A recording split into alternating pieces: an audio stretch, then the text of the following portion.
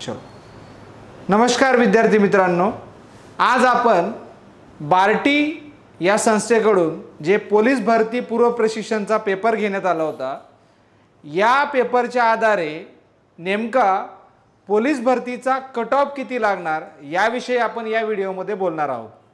तर नेमका cut off कसा लागू शकतो याचा अंदाज मी तुम्हाला देणार आहे आणि मागील वर्षाचं म्हणजे 2024 या वर्षामध्ये नेमका कट ऑफ काय होता आणि 2025 चा कट ऑफ काय होता हे मी थोडक्यात तुम्हाला सांगणार आहे। या स्लाइडच्या माध्यमातून तो आपण बघणार आहे। तर बघा, मागच्या वर्षी बार्टीने जो कट ऑफ डिक्लेअर केला होता, कारण मागच्या वर्षी बार्टीमध्ये जवळजवळ 3000 जागा होत्या आणि 3000 जागांसाठीचा तो 2024 चा कट ऑफ होता।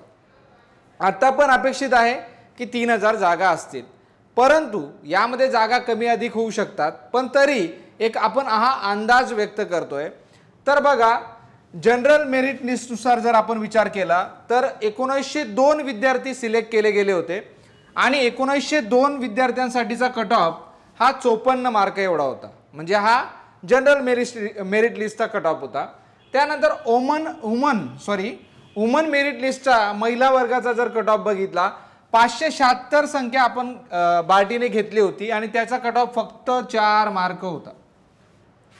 म्हणजे कदाचित असं पण होईल जे पेपरला गेले ते सगळेच महिला सिलेक्ट होऊ शकतात। त्यानंतर ऑर्फनचा मेरिट लिस्ट किंवा अनाथांची मेरिट लिस्ट ही विद्यार्थी संख्या फक्त 5 घेण्यात आली होती आणि त्यांचा कट ऑफ फक्त 31 मार्क होता। त्यानंतर वंचित मेरिट लिस्ट लागली होती एक, यांचा कट ऑफ 149 विद्यार्थी संख्या 149 होती आणि 41 त्यांचा कट ऑफ लाईन होता। त्यानंतर selection against vacant merit list, म्हणजे ज्या जागा रिक्त असतात त्या जागांचा साठी अशा 341 जागा होत्या आणि त्यांचा कट ऑफ 48 राहिला होता, म्हणजे 48 राहिला होता।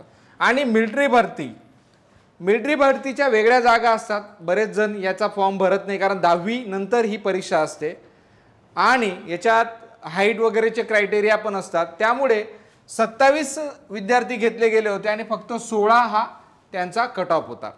म्हणजे आपण जर 2024 चा हा कट ऑफ बघितला बार्टीचा, तर यावरून आपल्याला एक अंदाज येतोय की 2025 मध्ये कट ऑफ किती लागू शकतं। जर बार्टीच्या वॅकन्सीज या 3000 असल्या, फक्त यावेळेस एक बदल असा आहे, तो म्हणजे बार्टी आणि आरटी हे सेपरेट केले जाणार आहे। कदाचित आरटी साठी 500 जागा असू शकतात आणि 2500 जागा या बार्टीच्या विद्यार्थ्यांसाठी असू शकतात। हे अंदाज आहेत, यामध्ये बदल होऊ शकतो, हे मी फक्त अंदाज वर्तवलेला आहे।